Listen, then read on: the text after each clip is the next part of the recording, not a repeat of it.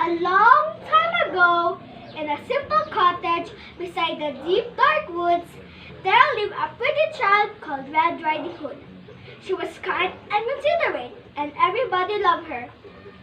One afternoon, Red Riding Hood's mother called to her.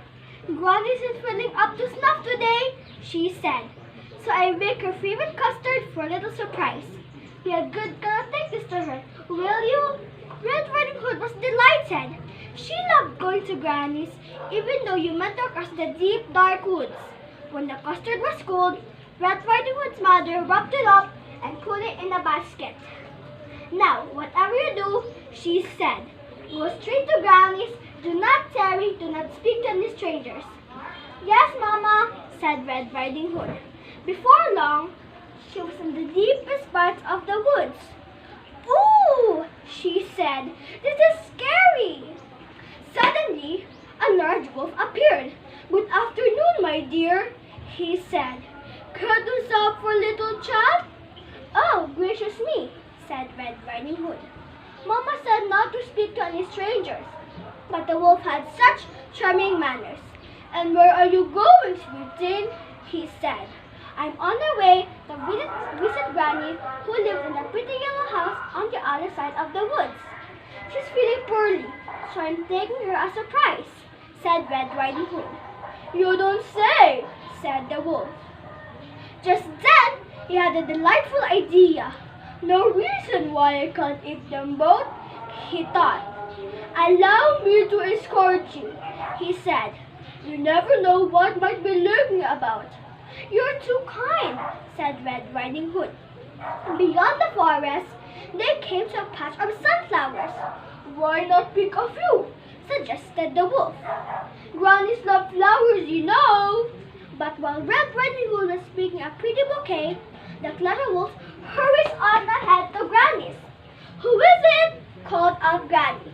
"It is I, you delicious, darling granddaughter," said the wolf in high voice. "The door is unlocked," said Granny. "Surprise!" cried the wolf. Granny was furious at having her reading interrupted. "Get out of here, you horrid thing!" she cried. But the wolf gobbled her right up and didn't even bother to chew. "Mmm, tasty," he said, patting his belly. "So tasty." Just then, he heard footsteps on the garden path. "Here comes dessert," and losing no time, he put on Granny's cap and glasses, jumped into bed and pulled up the covers. "Who is it?" he called out in his sweetest Granny voice. "It is I, your little granddaughter," said Red Riding Hood. "The door is unlocked," said the wolf. Red Riding Hood was distressed at seeing her grandmother so changed. "Why, Granny?" she said. "What big eyes you have!" "The better to see you, my dear," said the wolf. "And Granny, what long arms you have!" "The better to hug you, my dear," said the wolf.